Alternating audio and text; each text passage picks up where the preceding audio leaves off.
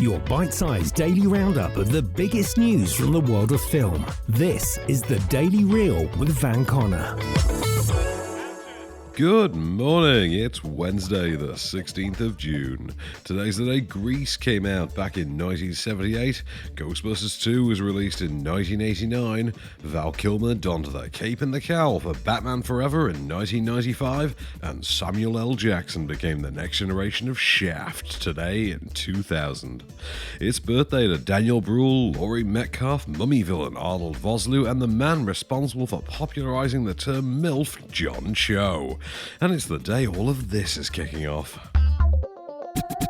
Zoe Kravitz is set to make her directorial debut with a thriller she co-wrote entitled, and this is true, The Island. The film will follow the young, clever cocktail waitress Frida, who's determined to sexually ensnare Slater King, a billionaire philanthropist and tech mogul. Skillfully maneuvering her way into his inner circle and to a party on his private island, she soon discovers there's more to this carefree island than meets the eye. Channing Tatum's already on board to play King, though Kravitz has made it clear that she herself won't be starring in the film she penned with high-fidelity TV scribe E.T. Feigenbaum. As for the title, Kravitz claims that, quote, it alludes to this time and place we claim not to be in anymore in terms of sexual politics. People are evolving and changing, but there's still a bad taste in a lot of people's mouths from past behaviour. It's a nod to that. No production schedule's been announced for The Island, though Kravitz can next be seen as a different kind of the feline master thief Catwoman opposite Robert Pattinson's Cape Crusader in Matt Reeves' The Batman, which will swoop into cinemas on the 4th of March next year. So, what's the plan? I was thinking first we smash through the skylight, then... Don't cat-explain breaking and entering to me. The plan is, I handle the traps, you follow me. Director Jordan Vogt-Roberts has offered an update on his forthcoming Gundam movie. The Kong Skull Island Helmer was announced to direct an adaptation of Mobile Suit Gundam for Netflix back in April, but there is obviously a generous hurdle to surpass with the project.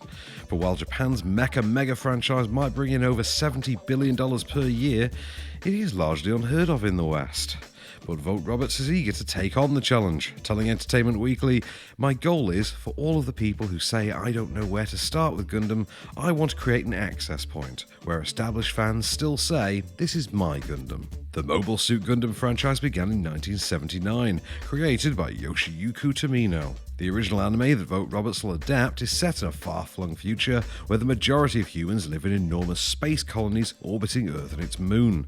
When one of the colonies declares its superiority and independence, humanity descends into a brutal one-year war, fought in space with the assistance of enormous piloted robots called mobile suits. Vogt-Roberts also reassured fans that he fully intends to retain both the series theme of the disenfranchising nature of war, as well as, quote, the amazing hyper-anime kinetics and operatic ballet that are the action. No release date for Gundam has been set, but its director is said to be deep into pre-production with a script from Brian K. Vaughan. Meanwhile, the original trilogy of anime films will hit Netflix from this week. I got a Zaku! In just one shot! I'll pay you back for this. And finally, a judge has ruled that Harvey Weinstein can and will be extradited from New York to Los Angeles to stand trial for further crimes. The disgraced producer's lawyers had tried to argue that the paperwork required for such a move had been insufficient twice, and that their first attempt was successful, their second has been overruled, with Judge Kenneth Case unequivocally denying any further attempts to stall or stop an LA extradition.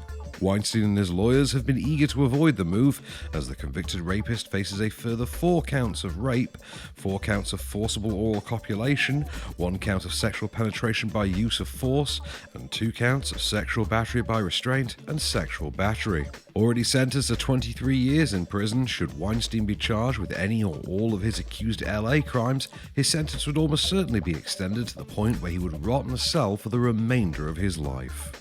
The former Hollywood bigwig is expected to be moved either at the end of this month or at the start of July. You lose! Good day, sir!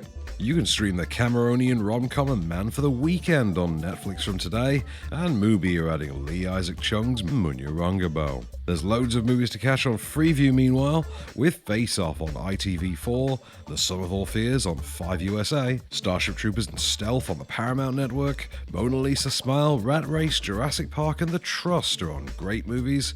There's 2008's The Day the Earth Stood Still, Hancock and Hunt for the Wilder People on Film 4, The Full Monty's on 5, and the Horror Channel is showing Anaconda and Howl. But if that's not enough, there's also today's Sky Cinema and Now premiere, the Danish hostage drama Daniel. That was the Daily Reel for Wednesday, June the 16th. Keep it cinematic, and we'll be back tomorrow.